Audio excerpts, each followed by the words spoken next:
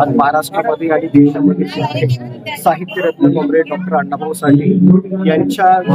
प्रणाली संदर्भात, त्यांच्या साहित्याच्या संदर्भात, त्यांच्या विचारधारेच्या संदर्भात एक वेगवेगळे मतभेद असल्याचं या ठिकाणी दिसून येतं आणि त्यामुळे राष्ट्रीय कम्युनिस्ट पार्टी आणि जनसंघटना आणि सार्वजनिक उच्च संघटनांच्या वतीने आम्ही अशा प्रकारचा कार्यक्रम महाराष्ट्रामध्ये हाती घेतलेला आहे। 1 ऑगस्ट ते 31 ऑगस्ट दरम्यान अण्णाभाऊ साठे यांच्या साहित्याच्या माध्यमातून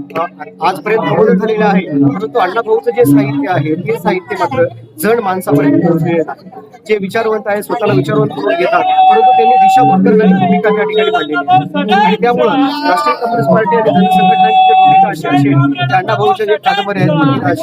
असेल, चित्र असेल, आवडी असेल, माझा रशियाचा प्रवास असेल, या सर्व कादंबऱ्याच्या माध्यमातून अण्णाभाऊ चळवळीच्या माध्यमातून जे भारतीय कम्युनिस्ट पक्षामध्ये काम केलेलं आहे, तत्कालीन अण्णाभाऊच्या बद्दल असा सुद्धा गैरसमज निर्माण केला जातो की ये आजादी झूठी है, देश की जनता भूकी आहे। या अनुषंगाने अण्णाभाऊ हे भारताच्या स्वातंत्र्य विरोधी होते का, तर त्याचं उत्तर नाही असं आहे। 1942 मध्ये जेव्हा भारत छोडो आंदोलन ब्रिटिशांच्या विरुद्ध मोठं आंदोलन पेटण्यात आलं होतं, तर त्या कालखंडामध्ये अण्णाभाऊने स्टॅलिन गार्डचा पोवाडा घेऊन 2 लाख रुपये गोळा करून दिले होते। ते 2 लाख रुपये भारताच्या स्वातंत्र्य चळवळीसाठी वापरण्यात आले, परंतु त्याची नोंद मात्र इतिहासकारांनी या ठिकाणी घेतली। नानासाहेब कटाळे नावाचे जे काही लेखक आहेत, आज आम्ही पुस्तक वाटत आहोत, त्या पुस्तकामध्ये त्या गोष्टीचा उल्लेख करण्यात आला। त्यावेळी 1942 मध्ये 2 लाख रुपये म्हणजे हा 2 लाख कोटी रुपये भारताच्या स्वातंत्र्यासाठी अण्णाभाऊ साठे यांनी गोळा केलेले होते। दुसरी गोष्ट,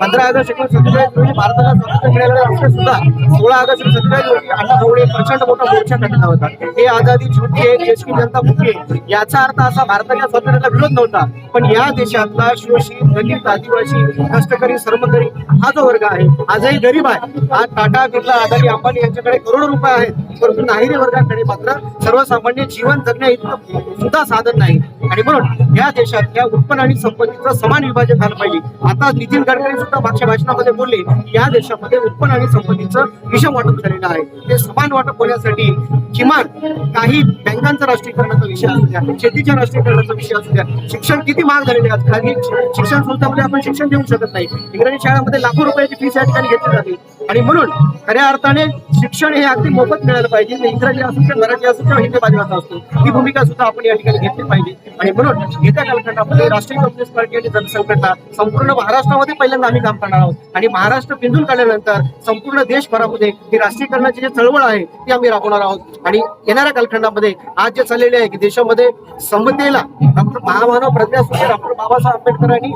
संविधानामध्ये समता हा शब्द आणलेला आहे, पण आपल्या नांदेडमध्ये 2 आणि 3 तारखेला समरसता साहित्य संमेलन घेतलं आहे। राष्ट्रीय स्वयंसेवक संघ या ठिकाणी फुले शाहू आंबेडकर अण्णाभाऊंचे विचार दाबण्याचा प्रयत्न करत आहे, हे आम्ही कदापि सहन करणार नाही। येत्या कालखंडामध्ये मोठ्या प्रमाणामध्ये समतावादी साहित्य संमेलन सुद्धा नांदेडमध्ये होईल, एवढंच या प्रकरणात